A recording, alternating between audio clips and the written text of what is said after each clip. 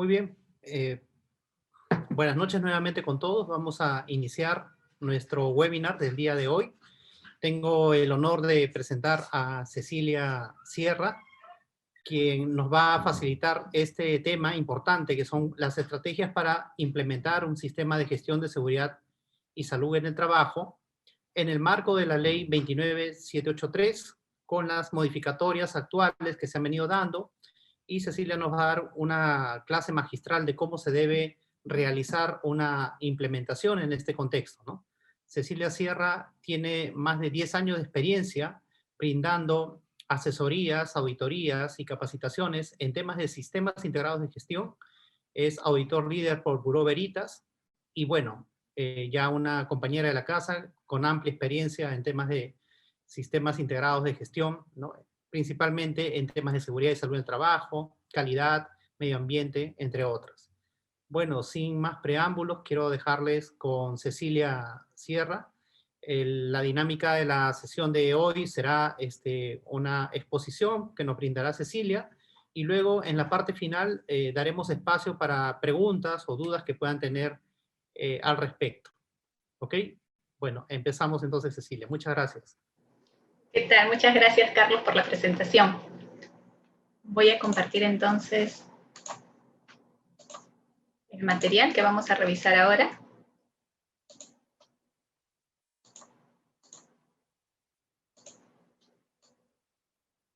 Bien.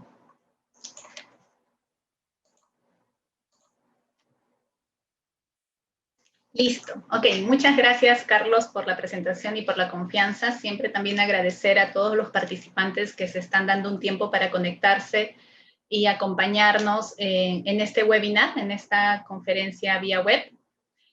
Vamos a tratar, como bien mencionaba Carlos, algunas estrategias para poder implementar sistemas de gestión de seguridad y salud en el trabajo.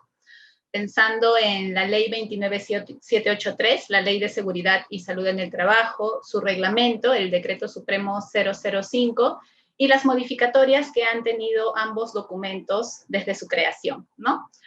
Vamos a conversar entonces un poco acerca de esta legislación, vamos a ver cuáles han sido las principales modificaciones, vamos a conversar de un decreto, el 001-2021, y que también modifica algunos artículos del Decreto Supremo 005. Y luego vamos a entrar a ver algunas estrategias, algunas herramientas que podrían ayudar en la implementación de un sistema de gestión de seguridad y salud en el trabajo. Bien, mi nombre es Cecilia Sierra y yo los voy a estar acompañando por la próxima hora. Entre los objetivos que perseguimos pues, con esta sesión es en principio brindarles información general sobre las modificaciones que han tenido la ley y el decreto supremo. Si tienen consultas, si tienen dudas sobre ello, pues encantada de poder atenderlas en los siguientes minutos. Y luego de ello vamos a pasar a reconocer algunas herramientas para el desarrollo de un sistema de gestión de seguridad y salud en el trabajo. Bien, entonces empecemos por el primer tema. Para estructurar un sistema de gestión de seguridad y salud en el trabajo, pues tenemos como un marco legal transversal, aplicable pues a todas las organizaciones de diferentes sectores, a la Ley 29783, que salió en el año 2011, es la Ley de Seguridad y Salud en el Trabajo, a su reglamento, el Decreto Supremo 005, que salió en el año 2012, que fue emitido por el Ministerio de Trabajo, y ambas tienen modificatorias, ¿no? De hecho, la ley tiene una única modificatoria, que es la Ley 30222, que la vamos a ver en la siguiente diapositiva. Y el Decreto Supremo 005 sí ha tenido una serie de modificaciones desde su creación, ¿no? La última, como les comentaba, ha sido hace algunas semanas atrás.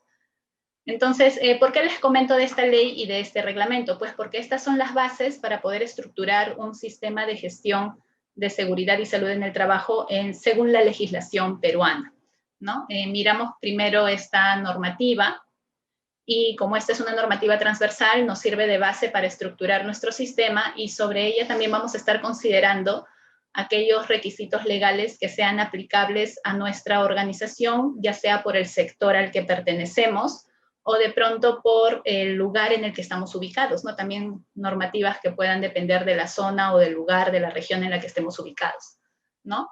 Luego va a haber seguramente normativa que esté asociada a los peligros o a los niveles de riesgo de nuestra actividad, ¿no? Entonces, empezamos por la ley, por el Decreto Supremo 005, por la ley 29783 y sus modificaciones, pero no dejemos de considerar de pronto lo que sea específico para nuestra organización, ¿no? Lo sectorial, lo local, lo que sea aplicable a la naturaleza de nuestra actividad. ¿De acuerdo? Un sistema de gestión de seguridad y salud en el trabajo se va a estructurar en base a ciertos principios. Estos principios los vamos a encontrar en la ley 29783.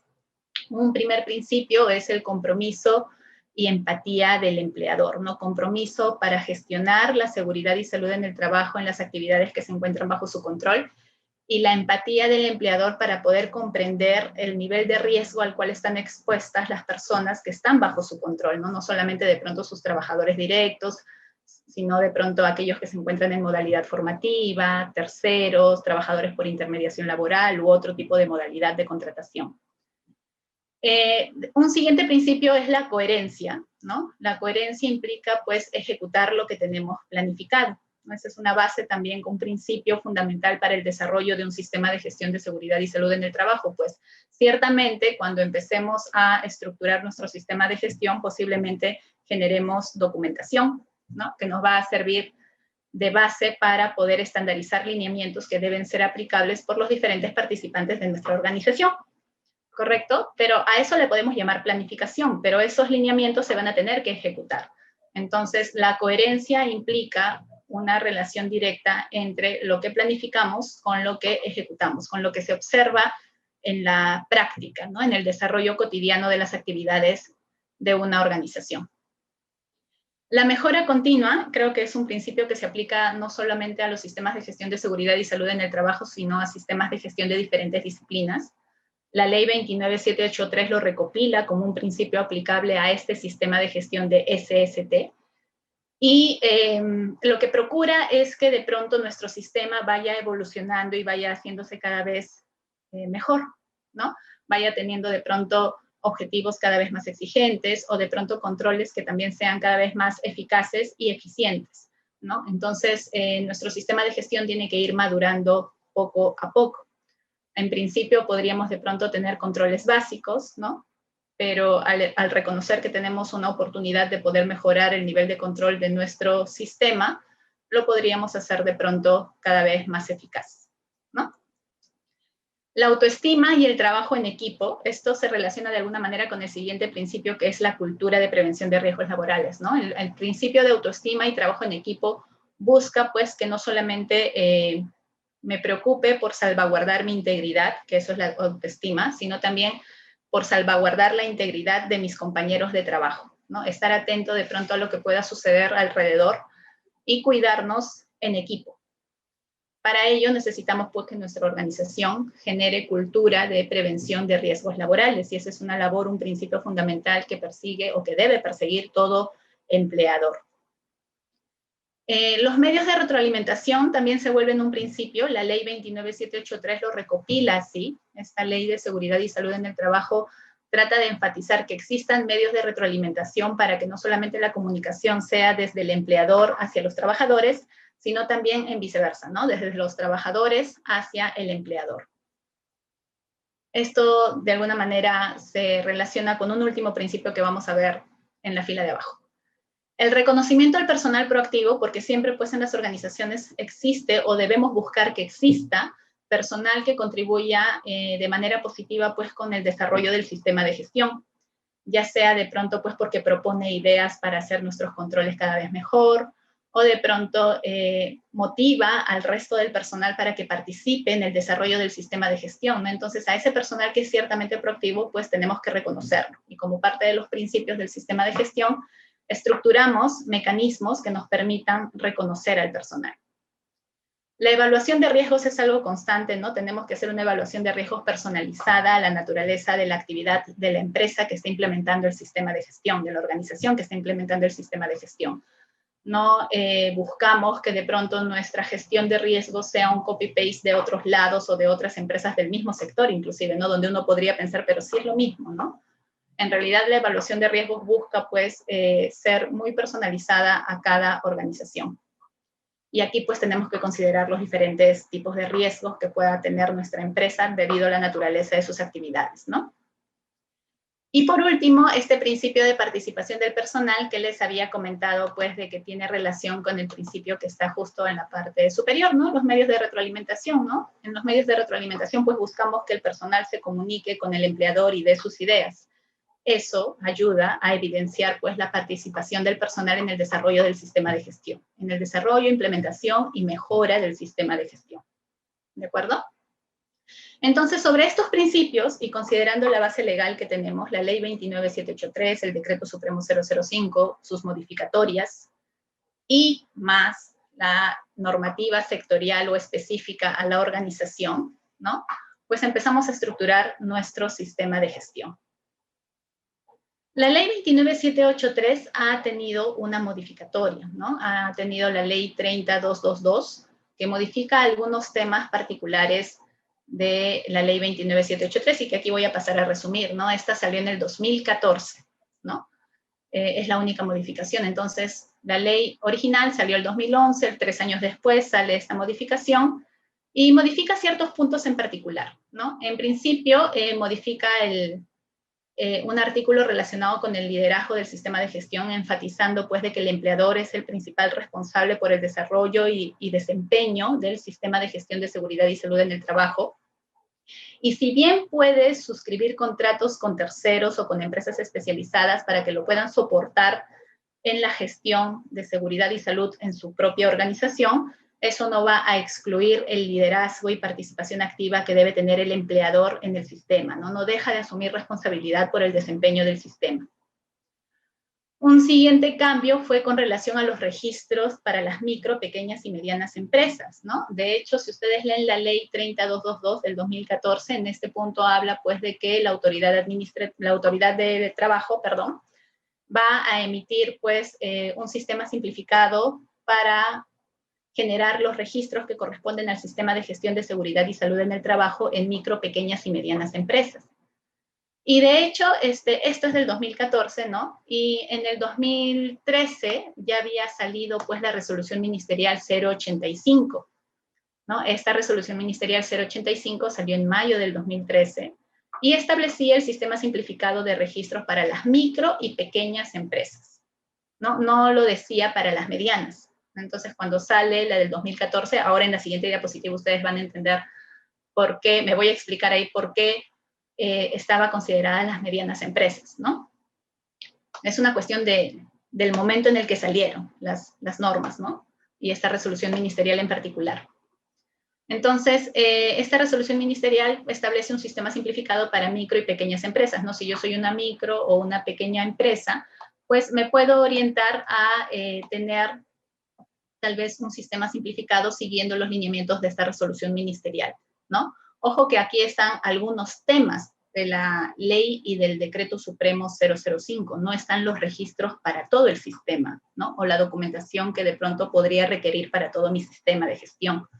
Es simplemente un apoyo o un soporte para registros específicos que se mencionan en el decreto supremo 005.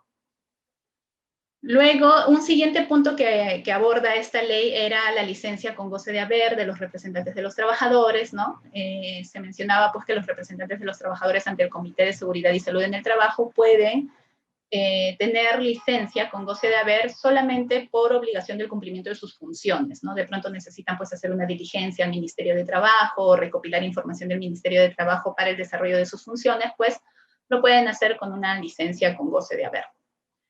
Entre los exámenes médicos ocupacionales, o mejor dicho, sobre los exámenes médicos ocupacionales, esta ley ya especificaba de que se realicen cada 2 años y que los de salida sean facultativos, excepto en los casos que tengamos trabajadores que realicen actividades de alto riesgo, donde ahí sí se tiene pues que hacer antes, durante y al término de la relación laboral.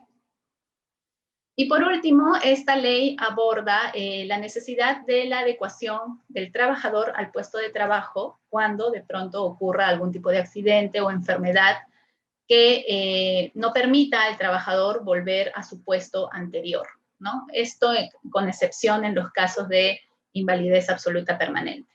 ¿no? Entonces, esta modificatoria de la ley salió en el año 2014, ¿no? Y en el 2013 salió esta resolución ministerial 085. Luego tenemos al decreto supremo 005, ¿no? El reglamento que especifica algunas pautas o brinda algunas pautas, muchas pautas en realidad, para estructurar nuestros sistemas de gestión de seguridad y salud en el trabajo, ¿no? Entonces, este decreto supremo 005 salió en el año 2012 y detrás de él salieron varias modificaciones, ¿no? Tenemos una modificación que salió en el año 2014, el decreto supremo 006, luego tenemos otra modificación que salió también en el año 2014, que es el decreto supremo 0012, luego salió otra en el año 2016, ¿no? Luego salió otra en el año 2019, casi a finales, en diciembre, ¿no? Este coincide, por ejemplo, con, no sé si recordarán, pues, pero a finales del 2019 ocurrieron varios accidentes fatales que se hicieron mediáticos acá en Perú, ¿no? Entonces salió pues este decreto supremo 020-2019 casi a finales del 2019. Y en enero del 2020 salió esta modificación, ¿no? Esta es la penúltima modificación del decreto supremo 005. Entonces, si ustedes observan esto, vamos a ver la línea amarilla, ¿no? La línea amarilla, ¿no? Cuando sale el decreto supremo 005-2012, hablaba de que se iba a tener o se iba a emitir, que el Ministerio de Trabajo, la Autoridad de Trabajo, iba a emitir una guía para tener algunos registros que podrían ser aplicables en micro y pequeñas empresas en el año 2012, ¿no? Solamente decía micro y pequeñas empresas, cuando salió el decreto supremo 005. Entonces es por eso pues que en el 2013 sale la resolución ministerial 085 que estábamos viendo en la diapositiva anterior, y sale pues con los modelos o formatos referenciales o un sistema simplificado de registros para las micro y pequeñas empresas, ¿no? Tal como lo decía el decreto supremo 005. Pero luego pues en el 2014 cambió la ley y dijo de que, no, también va a ser pues aplicable para las medianas, ¿no? También vamos a emitir un sistema simplificado para las medianas. Entonces, en el mismo 2014, un mes después que salió la ley 3222, salió esta modificatoria y decía efectivamente pues que vamos a tener un sistema simplificado de registros para las micro, pequeñas y medianas empresas. Y cita aquí a la resolución ministerial 085, pero ahí hay una omisión, porque si ustedes revisan la 085 está dedicada pues para las micro y pequeñas, no para las medianas. Entonces, las medianas ahorita no están dentro del alcance de esa resolución ministerial 085. Entonces, si una mediana quiere utilizar algún tipo de formato referencial para establecer un sistema de registros en su sistema de gestión de seguridad y salud en el trabajo, pues no le alcanza a utilizar la resolución ministerial 085, ¿no? Va a tener que utilizar otra resolución ministerial, que seguramente por ahí la han escuchado, que es la resolución ministerial 050. ¿no? Que establece los formatos referenciales para los registros que se generan en el sistema de gestión de seguridad y salud en el trabajo, y esa tiene una amplitud transversal. Esa es una primera modificación, ¿no? Ahora observemos, por ejemplo, la línea azul, ¿no? Los que están en color azul, ¿no? Bueno, el decreto supremo 005 sobre las capacitaciones lanza, pues, los temas centrales que se deben abordar en las capacitaciones que están dirigidas al personal. Luego, en el año 2014, pues se dice de que los servicios de formación gratuitos que son brindados por la Autoridad del Trabajo, por el Ministerio de Trabajo, pues pueden ser utilizados para poder cubrir esas necesidades de capacitación que de pronto por ahí nosotros detectemos.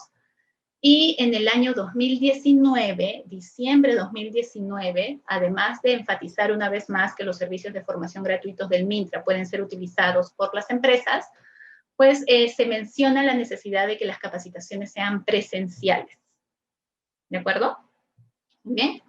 Entonces, esas son las modificaciones que hemos tenido en temas de capacitación. Ustedes me dirán, pero ahora en el decreto supremo 001 que ha salido hace unas semanas, dice algo diferente. Sí, pues eso es una última modificación que la vamos a ver en la siguiente diapositiva. La línea amarilla entonces ya la estudiamos, veamos la línea verde, ¿no? Esta verde claro, ¿no? habla pues efectivamente el Decreto Supremo 005-2012 sobre las licencias que van a tener los miembros del Comité de Seguridad y Salud en el Trabajo y los supervisores de Seguridad y Salud en el Trabajo. Indica pues que son 30 días, ¿no? Y en el año 2014, como esta es solamente con autorización de los miembros del Comité de Seguridad y Salud en el Trabajo, pues allí como que se olvidaron decir, bueno, ¿y quién autoriza la licencia de un supervisor? Porque cuando tenemos supervisores porque no hay comité.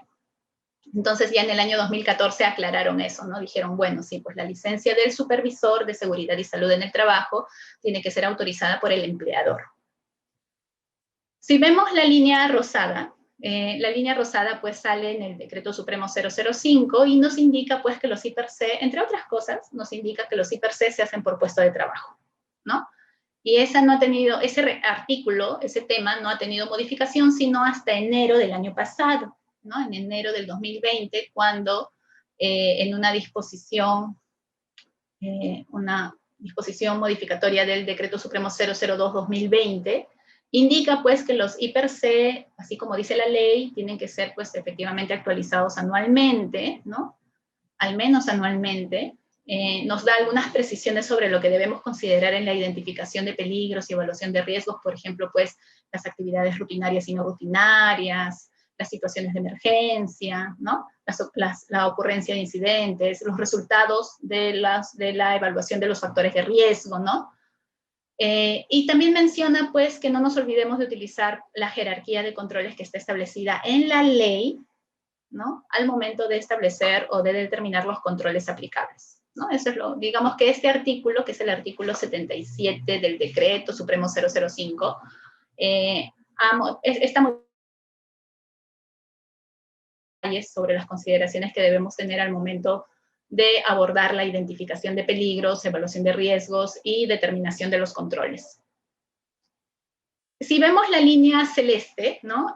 Bueno, el Decreto Supremo 005-2012 indicaba pues que los exámenes médicos ocupacionales se hacen de acuerdo a ley, ¿no? Pero luego, cuando salió la 3022-2, ¿no? Que salió en el 2014, ¿no? 2014, ¿no? Entonces, allí ya se indicaba pues que los de salida son facultativos, ¿no? Y todo más. Entonces, en el 2014, cuando sale esta modificación del Decreto Supremo 005, dice pues que efectivamente, como los de salida son facultativos, va a existir obligación del empleador de hacer los exámenes médicos ocupacionales de salida cuando exista la solicitud escrita de parte del trabajador, ¿no? Y en el 2016, pues, enfatiza eso una vez más, dice efectivamente, debe haber la solicitud escrita de parte del trabajador para poder aplicar un EMO de salida, pero aclara en el 2016, ¿no?, que los exámenes médicos ocupacionales deben hacerse cada 2 años, ¿no? Aquí en el 2014 no lo mencionaba, aquí ya lo menciona, efectivamente se hacen cada 2 años, con excepción a los trabajadores de alto riesgo, ¿no? Donde de pronto ahí vamos a regirnos de acuerdo a lo que indique la normativa sectorial, ¿no? Así, por ejemplo, pues en sector construcción se hacen de forma anual. Y luego, si vemos la última línea, la línea verde oscurito sería, ¿no? Verde oscuro, vemos por aquí pues que en el Decreto Supremo 005 se hablaba de la notificación de accidentes de trabajo y enfermedades, ¿no? Establece periodos, ¿no? 24 horas pues para los accidentes fatales y de pronto los incidentes peligrosos tenemos 24 horas máxima, ¿no? Y hay ciertos reportes pues que deben ser emitidos por el empleador y ciertos reportes que son emitidos por los centros médicos asistenciales, ¿no? Por ejemplo, en el caso de un accidente incapacitante, ¿no? O una enfermedad. Entonces, cuando sale la modificación en el Decreto Supremo 012-2014, que esta es una de las modificaciones que ha tenido este reglamento, indica pues la necesidad de que el empleador colabore con los centros médicos asistenciales con la información que sea necesaria para que ellos puedan hacer su reporte de manera eficaz al Ministerio de Trabajo. ¿Correcto? Entonces, esto es todo lo que está resaltado con líneas de colores, es lo relacionado con modificatorias, ¿no? Y estos 2 últimos párrafos que se ven aquí en la parte inferior del Decreto Supremo 006 que salió en el 2014 son textos, o mejor dicho, artículos que se añadieron, ¿no? Que se incorporaron.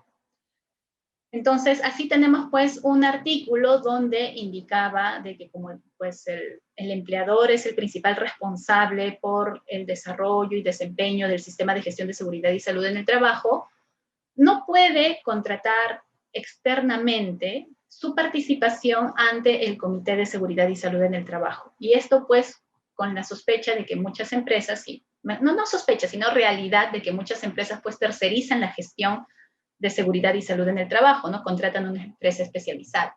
Si se da el caso, bien, pero el empleador no puede contratar externamente su participación dentro del Comité de Seguridad y Salud en el Trabajo, ¿no?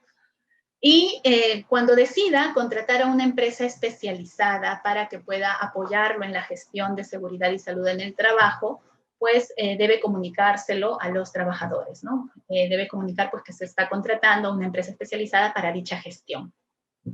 ¿De acuerdo? Entonces, este es un resumen. Esta diapositiva es bastante interesante porque permite ver cómo se han ido modificando algunos temas.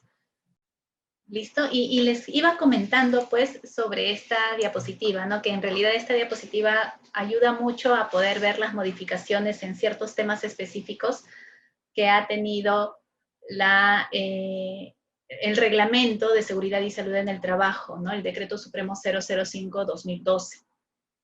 Y es cierto, pues hace unas semanas atrás salió el Decreto Supremo 001-2021, ¿no? Donde se modifican algunos temas también relacionados a algunos puntos que hemos visto en la diapositiva anterior y se incorporan también dos nuevos artículos, dos nuevos temas, ¿no? Que ahora les voy a comentar. En principio, se modifica el artículo 42 relacionado con las funciones del Comité de Seguridad y Salud en el Trabajo, ¿no? Y entre las principales modificaciones están pues el hecho de que ahora el comité no solo va a aprobar el Plan Anual de Seguridad y Salud en el Trabajo, sino que ahora también lo tiene que vigilar, es decir, vigilar el cumplimiento, así como lo hacía con el Reglamento Interno de Seguridad y Salud en el Trabajo, ¿no? En el Decreto Supremo anterior decía, en el 005 dice de que debe vigilar el cumplimiento del Reglamento Interno de Seguridad y Salud en el Trabajo, pues ahora también va a tener que vigilar el cumplimiento del Plan Anual de Seguridad y Salud en el Trabajo. También debe darle seguimiento a los programas, ¿no? Debe dar seguimiento al cumplimiento del Programa Anual de Seguridad y Salud en el Trabajo, del programa de trabajo que tenga el área de seguridad y salud, ¿no? Del servicio de seguridad y salud, al programa anual de capacitaciones, por ejemplo, ¿no? Hay que darle seguimiento. Eso no lo mencionaba, por algún motivo, no lo mencionaba el Decreto Supremo 005 anterior, en este artículo anterior, ¿no? Y también menciona la necesidad de revisar mensualmente las estadísticas de seguridad y salud en el trabajo. Antes decía que tenía que analizar y emitir informes de las estadísticas de SST, y de hecho, pues trimestralmente hacía una emisión de informes, ¿no? De las estadísticas que eran gestionadas o registradas, pues, por el Servicio de Seguridad y Salud en el Trabajo. Ahora solo va a tener que revisarlas, ¿no? Revisar mensualmente las estadísticas de seguridad y salud, ¿no? Pero continúa ese reporte trimestral también. Y un punto adicional que se ha eliminado es este punto, ¿no? Que en el Decreto Supremo 005, en el artículo 42, se mencionaba que debe asegurarse de que los trabajadores conozcan los reglamentos, procedimientos, instructivos, ¿no? Avisos y demás materiales que se utilicen para la prevención de riesgos, ¿no? Entonces, había como que una labor también muy participativa de parte del comité para tratar de difundir y que las personas, que los trabajadores conozcan cuáles eran esas pautas o controles administrativos, ¿no? Que ahora ya no está. Entonces, esa labor, pues, la va a tener que continuar haciendo el área o el servicio de seguridad y salud en el trabajo, y más bien el comité va a tener una labor más de vigilancia. Luego, otro tema importante que ha sido modificado es sobre el proceso de elección del comité o del supervisor de seguridad y salud en el trabajo, ¿no? Ustedes saben pues que todas las empresas o las organizaciones deben tener o un comité o un supervisor de seguridad y salud en el trabajo, dependiendo de la cantidad de trabajadores, ¿no?, que tenga la organización. Y lo más relevante es que ahora se establecen plazos, ¿no? Como en algunas organizaciones existe una organización sindical, entonces es el sindicato quien debe hacer la convocatoria al proceso de elección de los representantes de los trabajadores ante el comité o del supervisor de seguridad y salud en el trabajo. Entonces, pero no se daban plazos para que el comité, para que la organización sindical pueda hacer esa convocatoria. Entonces ahora se están dando plazos, ¿no? 30 días, y si no llega a hacer la convocatoria, pues ahí la va a tener que hacer el empleador, ¿no? La elección se aclara de que pueda ser presencial o no presencial. Eso es importante, sobre todo para la época que vivimos, aun cuando nosotros tenemos el decreto legislativo 1499, que es de mayo del año anterior, en el que si no se puede, en el que se menciona que si no se puede hacer durante el periodo de la emergencia sanitaria que estamos viviendo, el proceso de renovación del Comité de Seguridad y Salud en el Trabajo o del supervisor, el proceso de elección, pues simplemente ampliamos el mandato que tenga el comité. Pero aquí ya el Decreto Supremo 001, que modifica pues el 005, nos está dando la opción de que esta elección pueda ser presencial o no presencial. Y este artículo brinda una aclaración sobre la participación del personal de dirección y confianza, ¿no? Menciona pues que efectivamente en el proceso de elección de los representantes de los trabajadores ante el comité, no participa el personal de dirección y de confianza. Luego, con relación a la conformación de los comités o subcomités de seguridad y salud en el trabajo, pues porque algunas organizaciones tienen esa figura de tener un comité y cuando tiene sedes descentralizadas, pues a veces arman un subcomité, ¿no? Entonces, cuando tengan esa figura, pues hay que estructurar, ¿no?, el comité o subcomité considerando la existencia de un presidente, secretario y miembros, ¿de acuerdo?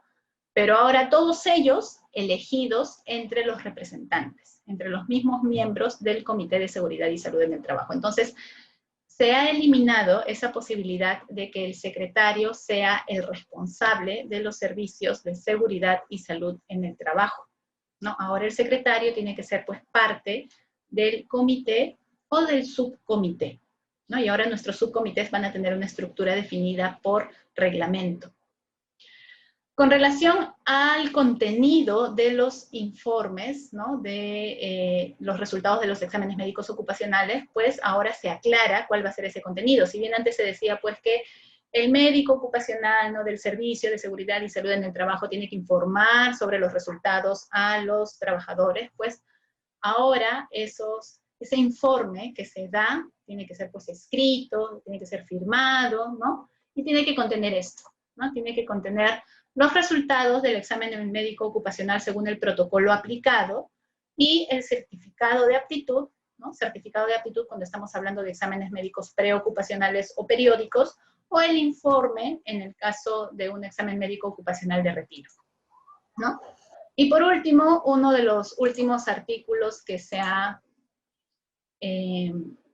modificado es el artículo 103 con relación a la evaluación de factores de riesgo, donde menciona pues cuáles son los factores de riesgo que se tienen que monitorear y que pues tenemos que analizar esos factores de riesgo considerando pues la información que hemos recopilado en el IPER, en la identificación de peligros y evaluación de riesgos, y analizarlos en comparación con los resultados de los exámenes médicos ocupacionales, ¿no?, la vigilancia médica, para luego sobre esos resultados expresar dónde podemos hacer mejoras. Y esas mejoras, esos resultados, ese análisis que finalmente nos lleva a decidir qué mejoras se pueden realizar en la gestión, van a tener que presentarse al comité o al supervisor de seguridad y salud en el trabajo. Entonces, esos son los artículos que se han modificado, y con relación a las capacitaciones y con relación a funciones del subcomité o del supervisor de seguridad y salud en el trabajo, se han agregado estos dos artículos, ¿no? Se han incorporado. Entonces, cuando incorporamos artículos a un reglamento, para no alterar el orden numérico de los artículos, pues se agregan como 27A en este caso y 44A en este caso. El primero, con relación a las capacitaciones, pues si ustedes recuerdan en la diapositiva anterior, cuando veíamos una de las últimas modificaciones que ha tenido el Decreto Supremo 005, decíamos pues que en diciembre del 2019 salió esta necesidad de que las capacitaciones sean presenciales. El año pasado, cuando estábamos en plena emergencia, ¿no? Seguimos en emergencia, pero más o menos en mayo del año pasado, sale el Decreto Legislativo 1499, donde se menciona que durante la emergencia sanitaria, las capacitaciones presenciales se van a necesitar realizar únicamente cuando tenemos una contratación de personal nuevo o cuando existan cambios de funciones o de procesos o tecnología frente a un puesto de trabajo. Entonces, en otros casos se pueden aplicar cualquier otro medio, ¿no? Eso es lo que decía el Decreto Legislativo 1499 que salió en mayo del año pasado. Entonces, lo que ha hecho el Decreto Supremo 001 es recoger ese artículo, y ahora ya lo está estandarizando como parte del Decreto Supremo 005. Entonces, ahora ya no va a ser solo en lo que dure la emergencia sanitaria, que esperemos que termine pronto, sino se va a extender hasta que salga una nueva modificación sobre este tema. Entonces, ahora lo vigente es que las presenciales se dan cuando tenemos casos de contratación de personal y cuando tengamos cambios, ¿no? En las funciones, en la tecnología, en los procesos que de pronto utiliza un puesto de trabajo en particular. Y en cualquier otro caso, pues se puede utilizar cualquier otro mecanismo con tal de asegurar de que la capacitación sea eficaz, ¿no? Ahí podrían entrar los mecanismos virtuales, por ejemplo, o los remotos sincrónicos que estamos utilizando ahora. Y en este nuevo artículo que se ha incorporado, pues se emiten sugerencias, se emiten las responsabilidades o funciones que van a tener los subcomités o los supervisores de seguridad y salud en el trabajo, ¿no? Antes eso no estaba regulado, y antes solamente estaba regulado el hecho de las funciones del comité, y como una buena práctica, pues cuando uno tenía un supervisor, lo que hacía era pues decirle que tiene que hacer las mismas funciones de un comité, ¿no? Pero no estaba regulado. Ahora sí ya va a estar regulado, ¿no? Va a estar regulado, y entre las funciones, ¿no? Si bien hay muchas que son similares a las que va a tener el Comité de Seguridad y Salud en el Trabajo, se resalta el hecho de que puedan emitir sugerencias para que el comité las centralice, ¿no? En el caso de subcomités, y una coordinación permanente con el Comité de Seguridad y Salud en el Trabajo, ¿no? En el caso de subcomités, ¿correcto? En el caso de que exista un comité al cual reportarle, ¿no? Por ejemplo, hay organizaciones que tienen pues un comité central de seguridad y salud en el trabajo, y dependiendo de la naturaleza o la cantidad de trabajadores que exista en una sede descentralizada, puede formar un subcomité o nombrar a un supervisor, ¿no? Entonces, aquí es donde calzan, en ese escenario calzan perfectamente estas funciones que se están regulando ahora en el artículo 44A.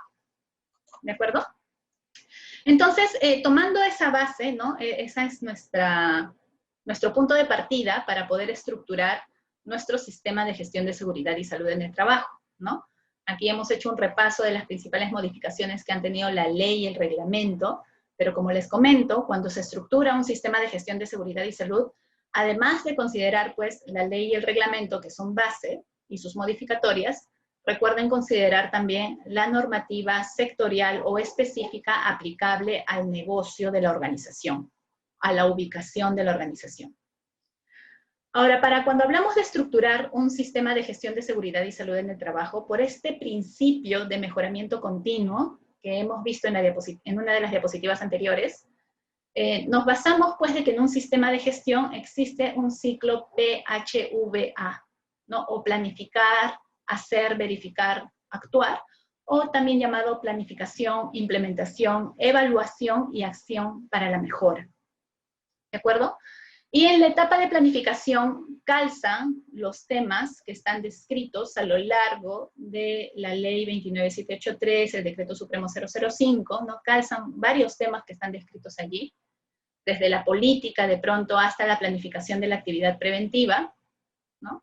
En la etapa de implementación calzan otros temas también que vamos a ver dentro de esos dos documentos y sus modificatorias, desde el establecimiento de controles operacionales, procesos de inducción, capacitación, el establecimiento del comité, por ejemplo, de seguridad y salud en el trabajo en base a la regulación identificada.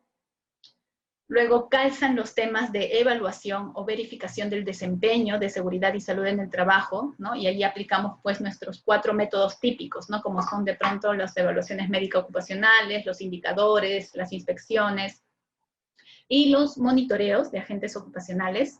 Y hay un punto de evaluación muy importante en el sistema de gestión que son las auditorías que se deben realizar para fines de nuestra legislación por un auditor registrado en el MINTRA, en el Ministerio de Trabajo. Y finalmente, pues, están las acciones para la mejora que salen, pues, de la revisión del sistema de gestión por el empleador, como si fuese una revisión a un nivel muy alto de cómo va el desempeño del sistema de gestión. Y también sale de allí, pues, las acciones resultantes de la investigación de eventos o desviaciones que podamos detectar en nuestro sistema de gestión, ¿no? De allí salen los ajustes o las acciones que debemos tomar para mejorar nuestro sistema, ¿correcto? Entonces, este segundo punto de acá tiene mucha relación entre la evaluación y la acción para la mejora. Pero es evidente, pues, no dejar pasar, ¿no? Y no dejar de mencionar también de que cuando hablamos de la estructura de un sistema de gestión, vamos a hablar de ciertos elementos clave, ¿no? Como son, por ejemplo, la documentación del sistema de gestión que va a soportar pues toda la planificación y evidencia la implementación y evaluación que hagamos sobre nuestro sistema, ¿no? Las personas son un elemento clave también en un sistema de gestión de seguridad y salud en el trabajo porque sin la participación de las personas no existe sistema de gestión, más aún si hablamos de seguridad y salud en el trabajo, pero esto es algo transversal a toda disciplina de sistemas de gestión, ¿no? Sin personas no existe sistema de gestión. Los espacios de trabajo como un recurso que vamos a tener que gestionar, puesto que para el establecimiento de controles operacionales seguramente vamos a emplear los espacios de trabajo, la tecnología de la información y comunicaciones para fortalecer el desarrollo y difusión de nuestro sistema de gestión de seguridad y salud, y los servicios que se vayan a requerir. Por ejemplo, servicios de monitoreos de agentes ocupacionales, servicios de auditoría de un auditor registrado por el MINTRA, servicios de capacitación, cuando tenemos un tema de capacitación específico que tal vez no podamos cubrirlo con recursos internos, pues vamos a de pronto tener que contratarlos externamente, ¿no? Entonces, es muy importante reconocer cuáles son los elementos clave o que se van a traducir finalmente o que se van a poder alcanzar con recursos otorgados por el empleador, ¿no? Todos estos que figuran acá son elementos clave para el desarrollo de nuestro sistema de gestión, pero que requieren de recursos que necesitan ser otorgados por nuestro empleador. Teniendo estos elementos clave disponibles en la organización, vamos a poder aplicar nuestro sistema de gestión en su ciclo PHVA. Planificar, hacer, verificar, actuar. ¿De acuerdo? Muy bien. Listo. Ahora, si seguimos un flujo típico para poder estructurar nuestro sistema de gestión, pues podríamos empezar a reconocer cuáles son aquellos puntos que vamos a tener que desarrollar en nuestro sistema de gestión. Y estos están amarrados con la información de la ley, el decreto supremo y sus modificadores. Entonces, lo que yo les presento aquí es una ruta sugerida para poder desarrollar un sistema de gestión, ¿no? Va desde el liderazgo del sistema de gestión, el que la alta dirección pueda reconocer, pues, cuál es su nivel de participación que va a tener en el sistema y por qué es responsable del resultado y del desempeño del sistema de gestión de seguridad y salud en el trabajo. Va con la determinación del alcance, ver dónde se aplica el sistema de gestión, entender de que tenemos como organización un sistema que está funcionando en base a procesos que se desarrollan dentro de la empresa, ¿no? Hablamos del establecimiento de una política, del reglamento interno de seguridad y salud en el trabajo, de formación de un comité de seguridad y salud, de tener metodologías para identificar peligros y evaluar riesgos, de proponer controles operacionales, y de esos controles operacionales pues nacerán los equipos de seguridad que son necesarios para la operación, de contar con un mapa de riesgos en base a los resultados de los IPER, por ejemplo, el establecimiento de objetivos de seguridad, porque como ya tengo el IPER, puedo pues trazar objetivos de seguridad y salud. No olvidemos de tener objetivos de salud, porque a veces siempre nos olvidamos de colocar objetivos de salud. En base a esos objetivos, pues establecer el programa anual, tener mecanismos para la capacitación y difusión de nuestro sistema de gestión, controlar a los contratistas, ¿no? Como parte dígase contratistas a terceros, ¿no? Tener mecanismos de respuesta a emergencia, algunos mecanismos de seguimiento, medición y evaluación del desempeño, no olvidarnos de la auditoría como una etapa de evaluación importante, el tener metodologías para poder investigar, reportar e investigar incidentes, accidentes y enfermedades, el plantear acciones correctivas en base a los resultados de la investigación o de pronto frente a cualquier otra desviación que tenga nuestro sistema, y finalmente tener alguna metodología establecida o mecanismo establecido para poder hacer la revisión del sistema de gestión de seguridad y salud por parte del empleador. Entonces, esta es una ruta sugerida que resume cuáles son los elementos que vamos a encontrar descritos dentro de la ley, del reglamento y sus modificatorias. Y si ustedes observan los colores que están aquí, no son colocados al azar, no son adrede. Los que estaban en color naranja eran los que pertenecían a la etapa de planificación, los que están en plomo, en gris, a la etapa de implementación, en amarillo a la etapa de evaluación o verificación, y los azules a la etapa de acción para la mejora. Y bien, pues ahora que ya de pronto tengo una ruta sugerida, sabiendo cuáles son los temas que se debe abordar para desarrollar nuestro sistema de gestión, pues me toca desarrollarlo, ¿no? Me toca empezar a diseñarlo para poder luego implementarlo, ¿no? Eso implica el desarrollo de un sistema de gestión.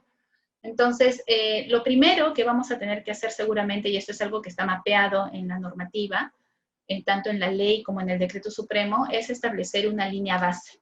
Una línea base es como si fuera un diagnóstico. De hecho, la resolución ministerial 050 nos ofrece una especie de checklist gigante, donde están colocados los artículos o los temas solicitados por el decreto supremo 005, entonces uno puede empezar a hacer una verificación para saber cuál es el nivel de desarrollo e implementación que tiene de su sistema de gestión. Entonces, esa es una forma de poder hacer la línea base. La otra forma es que nosotros mismos pues establezcamos nuestras herramientas de diagnóstico y podamos identificar qué es lo que cumplimos o no cumplimos, tenemos o no tenemos con relación a los requisitos legales aplicables, en este caso, basándonos en la ley y en el decreto supremo 005 y sus modificatorias. En base a los resultados de ese diagnóstico, pues estableceremos un plan, ¿no? Un plan de trabajo donde lo que buscamos va a ser cubrir las brechas que podamos identificar, y luego, pues, nuestro plan y nuestra implementación de brechas va a permitir tener un sistema de gestión desarrollado, ¿no? Pero que en su momento va a tener que someterse a una evaluación, a una auditoría, ¿correcto? Entonces, una auditoría, por ejemplo, por un auditor registrado en el MINTRA, puede ser un mecanismo eficaz de evaluación. En base a los resultados de esa evaluación, pues tomamos acciones para ajustar nuestro sistema, ¿no? Acciones que nos permitan tener un sistema de gestión cada vez más eficaz. ¿Correcto? Entonces, lo que observamos en esta diapositiva es un ejemplo de lo que podríamos utilizar para poder también desarrollar esa línea base, ¿no? Yo les he comentado de que la resolución ministerial 050 les ofrece un tipo de checklist, un formato que se puede utilizar como referencia, esa es una opción. La otra opción es que ustedes mismos desarrollen su herramienta de diagnóstico de línea base. Y esta es una opción, ¿no? de esa herramienta de diagnóstico, es un ejemplo de una herramienta, donde de pronto ustedes podrían listar aquí en esta primera columna. Yo he puesto 5 elementos de esa ruta que les estaba mostrando en la diapositiva anterior, podrían poner más, y por cada uno de los elementos poder ir valorando el nivel de implementación, de desarrollo y de implementación, ¿no? En dos partes, hasta 50% desarrollo, diseño, y el resto, mejor dicho, hasta el 50% diseño y el resto implementación de cada uno de los elementos del sistema de gestión. Entonces aquí ustedes pueden valorar, ¿no? Eso les puede ayudar también para cuando tengan de pronto la necesidad de hacer este desarrollo en una organización, darle un porcentaje de desarrollo del sistema de gestión a la empresa, a la organización que están apoyando. ¿De acuerdo? Entonces hacen una valoración y en base a los resultados de esa valoración pueden de pronto empezar a estimar los tiempos requeridos para poder llegar a un 100%. Ya sea tiempo de diseño, cuando de pronto ustedes no tienen el elemento graficado, esquematizado, bosquejado, o la herramienta pensada y definida, y de implementación, un tiempo de implementación, cuando de pronto ya tengo la herramienta definida, pero ahora me falta difundirla y e implementarla, ¿no? Luego de hacer la difusión respectiva, ¿no? Entonces, así ustedes pueden ir mapeando, ¿no? Cuáles son los tiempos que van a tener en semanas por cada uno de los elementos que deben formar parte de su sistema de gestión. Una vez que tienen definidos estos tiempos, pues los pueden pasar ya a un Gantt, ¿no? Los pueden pasar a un Gantt. Un ratito, disculpen.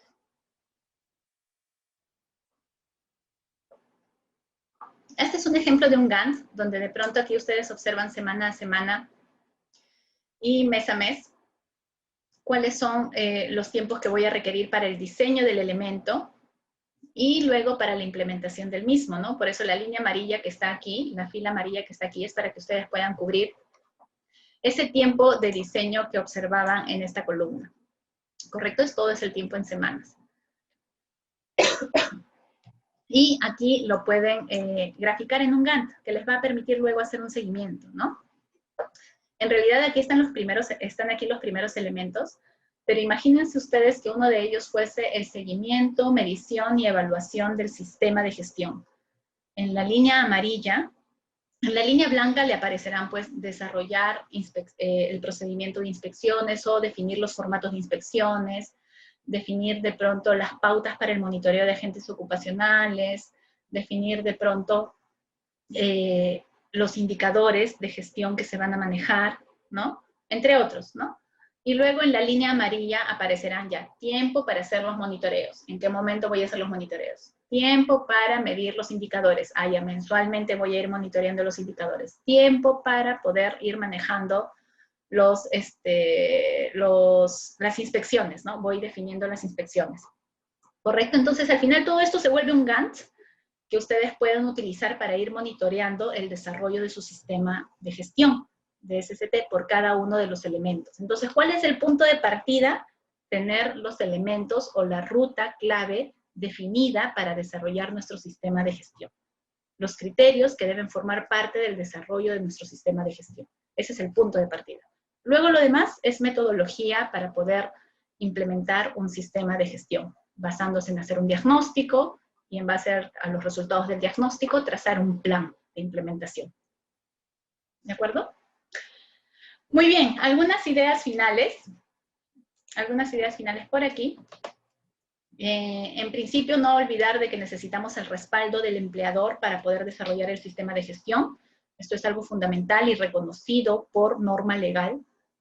Lo segundo sería, pues, reconocer de que necesitamos recursos para desarrollar nuestro sistema de gestión y compartir eso con el empleador, ¿no? Porque si no, el empleador puede tomar la decisión de desarrollar un sistema de gestión y luego cuando empiece a darse la necesidad de recursos, el sistema de gestión se puede venir abajo. Recuerden que su implementación no va a ser de un día para otro. Tiene que ser una implementación progresiva y eficaz. Y para que sea una implementación ordenada, trácense un plan de trabajo. Cumplan con ese ciclo PHVA. Planifiquen cómo va a estar desarrollado su sistema, implementen y monitoreenlo. Y finalmente, no se olviden de que su sistema de gestión no es solamente documentación. Necesitamos la participación del personal para poder recopilar ideas asociadas al diseño de su sistema y para poder finalmente aplicarlas. Muy bien, muchas gracias. Eso sería todo de mi parte y quedo atenta para las consultas que puedan haber. Gracias. Gracias, Ceci. Muy buena presentación. Más bien, creo que en el chat han dejado algunas consultas, unas preguntas. No sé si podrías verlo desde... Sí, ahora lo veo por acá. A ver, vamos viendo. Dice, para una empresa pequeña o microempresa, ¿es necesario que un médico ocupacional realice la vigilancia? Depende de la cantidad de trabajadores, ¿no? La calificación de pequeña o microempresa está en base al monto de facturación anual que tenga una organización. La presencia, en cambio, de un médico ocupacional está en función a la cantidad de trabajadores. Entonces, habría que ver la cantidad de trabajadores que tiene la organización. Y ahora no solo guiarse de la resolución ministerial 571, que es una modificación de la resolución ministerial 312. sino también guiarse ahora pues del anexo 1 de la resolución ministerial 972 que nos da los lineamientos para el establecimiento de los planes de vigilancia, prevención y control del COVID-19 en el trabajo. Bien. Dice si podemos, se puede ampliar un poco lo de las capacitaciones presenciales, sea por contratación o cambio de función. Ok, cuando hablamos de contratación, cuando hablamos de capacitaciones presenciales, estas son necesarias ahora por Decreto Supremo 001, que modifica el Decreto Supremo 005, solo en 2 escenarios. Necesarias solo en 2 escenarios. Cuando vamos a tener ingreso de nuevos trabajadores a la empresa, a la organización, o cuando de pronto vamos a tener cambios de funciones. Alguien que antes era pues supervisor de técnico de campo, ahora va a pasar a ser técnico de mantenimiento en taller. Entonces tenemos ahí un cambio de función.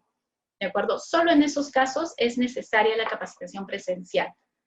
En los otros casos, cuando tengamos nuestras capacitaciones programadas, ¿no? Por ejemplo, allí podemos utilizar cualquier medio virtual o presencial. Allí los medios que utilicemos quedan abiertos a decisión de la propia organización.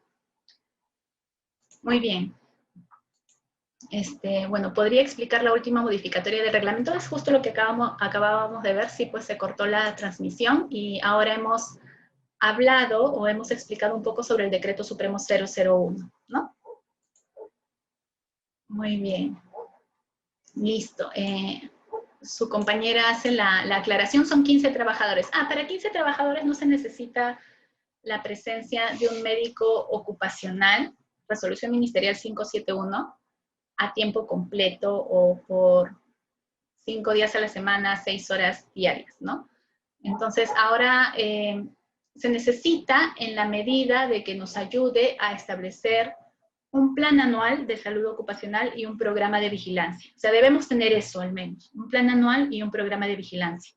Pero no necesitamos contar con el médico ocupacional dentro de nuestras instalaciones, ¿no? Sino de pronto un soporte, una asesoría, que puede ser eventual, tal vez una visita quincenal, porque no hay un tiempo mínimo establecido, o máximo no, sino mínimo establecido para la presencia del médico ocupacional bajo ese escenario, ¿no? De 15 trabajadores en una pequeña o microempresa, pero va a depender también del nivel de riesgo de la actividad, ¿no? Hay que tener en cuenta también el nivel de riesgo de la actividad, ¿sí? Pero por cantidad de trabajadores es mínimo tener entonces un plan anual y un programa de vigilancia. Bien, bien, esas serían las acotaciones. Esas serían las consultas, Carlos. Muchas gracias, Cecilia, por tu Gracias. participación. La verdad, siempre es grato escucharte, sobre todo porque nos actualizas con los temas de seguridad y salud en el trabajo, sobre todo esta ley que viene cambiando, viene actualizándose constantemente, y estamos siempre con tu soporte actualizados en todo lo que concierne a seguridad y salud en el trabajo. Nuevamente, muchas gracias, y a todos los que están presentes, invitarlos a que puedan revisar la información que tenemos para este mes de marzo. Estamos lanzando un curso de seguridad y salud en el trabajo, que empieza justamente el 2 de marzo. Bueno, ahí tenemos la fecha para que puedan ingresar y revisar la información. Y si están interesados, ahí también estamos dejando los datos, ¿no? Pueden escribir al correo info@calidar.pe o de lo contrario al WhatsApp 942-520-596. De nuestra parte, muchísimas gracias a todos por participar. Igual siempre, si hay consultas adicionales, lo pueden hacer a través del correo, cualquier consulta, duda técnica, siempre estamos nosotros para poder servirlos y ayudarlos en su crecimiento profesional. Nuevamente, muchas gracias con todos y que tengan una muy bonita noche. Gracias. Hasta luego. Gracias.